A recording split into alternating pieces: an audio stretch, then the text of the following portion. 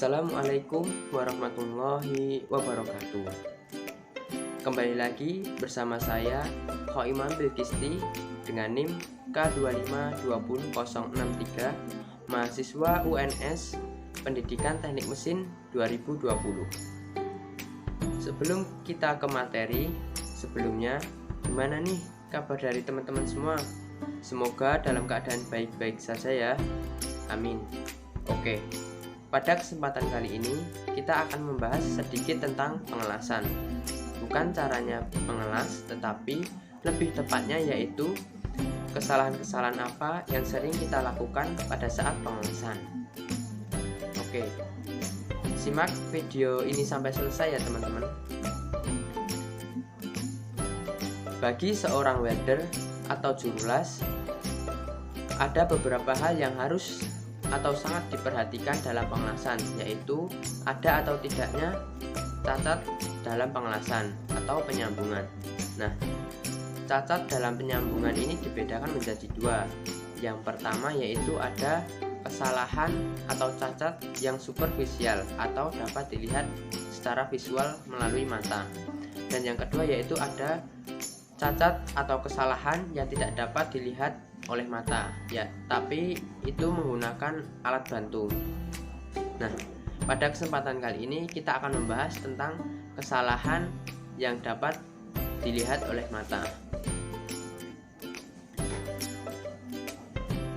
Sebenarnya ada banyak sekali kesalahan yang dapat kita lihat ya, yang dapat dilihat melalui mata. Tetapi dalam video ini saya akan merangkum 4 kesalahan yang sering dilakukan pada saat pengelasan. Yang pertama yaitu ada undercutting. Yang kedua yaitu ada over sparter. Yang ketiga ada distorsi. Dan yang keempat yaitu ada porositas. Oke, kita akan membahas satu persatu ya teman-teman. Yang pertama yaitu ada undercutting atau undercut. Nah, undercut ini, under itu di bawah dan cut yaitu potongan.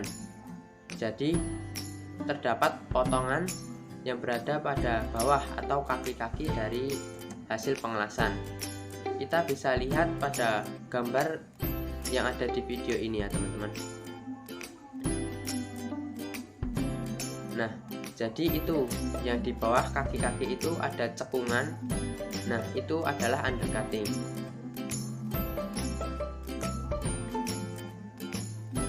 Untuk penyebab dari undercutting itu sendiri ada banyak dan juga ada beberapa penyebabnya. Atau yang dapat sering menyebabkan undercut ini, yang pertama yaitu ada arus yang terlalu tinggi. Yang kedua yaitu ada kecepatan pengelasan yang terlalu tinggi. Yang ketiga yaitu ada posisi elektroda saat pengelasan yang tidak tepat atau terlalu jauh, bahkan terlalu dekat. Dan yang keempat yaitu ada ayunan elektroda saat pengelasan yang mana ayunan itu tidak teratur. Untuk menanggulanginya ada beberapa cara ya teman-teman. Yang pertama yaitu kita harus menyetel arus atau ampere pada mesin las tersebut. Yang kedua yaitu kita bisa mengurangi kecepatan pengelasan. Dan yang ketiga yaitu kita harus dapat menstabilkan pengelasan. Selanjutnya yaitu ada over sparter. Over sparter ini, over itu lebih dan sparter yaitu percikan, yang artinya percikan las yang berlebihan. Kita bisa melihat melalui gambar di bawah ini ya teman-teman. Nah, itu banyak terdapat titik-titik dari hasil percikan las.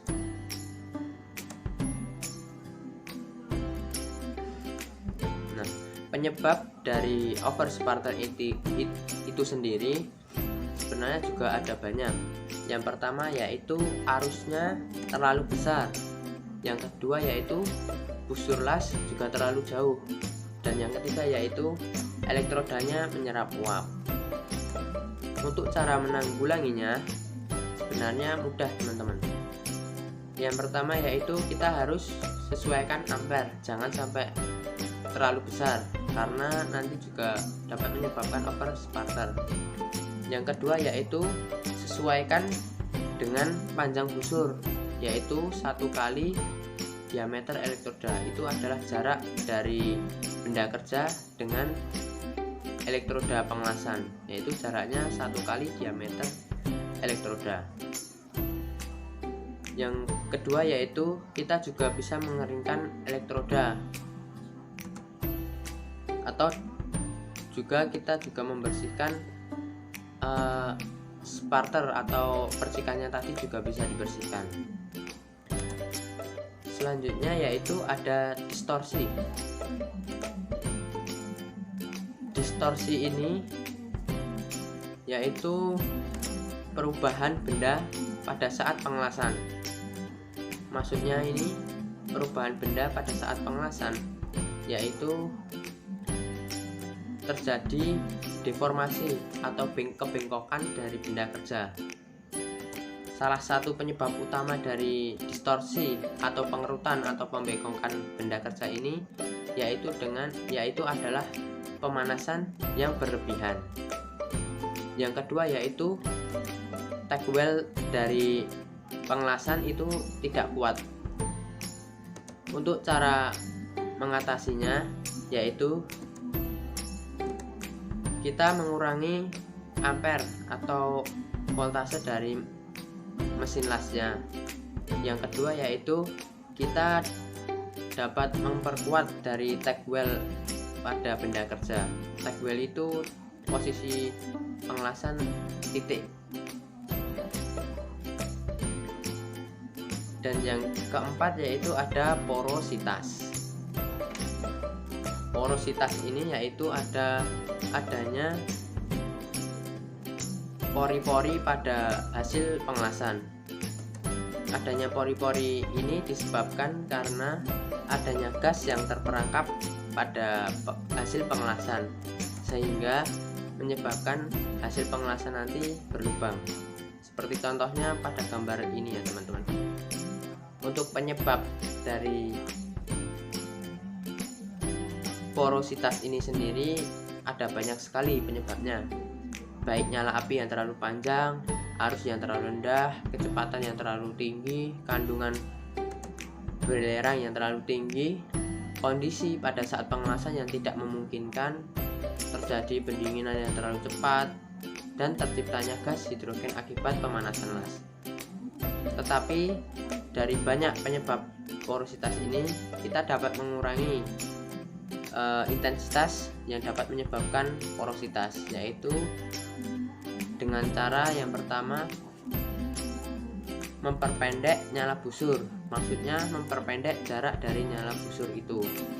Yang selanjutnya yaitu ada arus disesuaikan dengan prosedur yang ditentukan. Jadi arusnya itu harus disesuaikan terlebih dahulu sesuai dengan benda kerja. Yang ketiga yaitu ada penggunaan elektroda low hidrogen, yaitu berhidrogen rendah.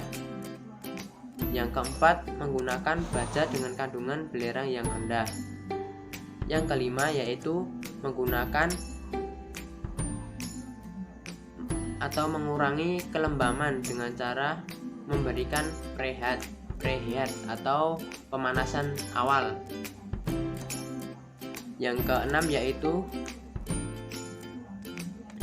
membersihkan dari bagian-bagian benda kerja dengan cara menggerinda, dengan tujuan untuk membersihkan terlebih dahulu dari lapisan besinya. Dan yang terakhir yaitu hindari pendinginan yang terlalu cepat.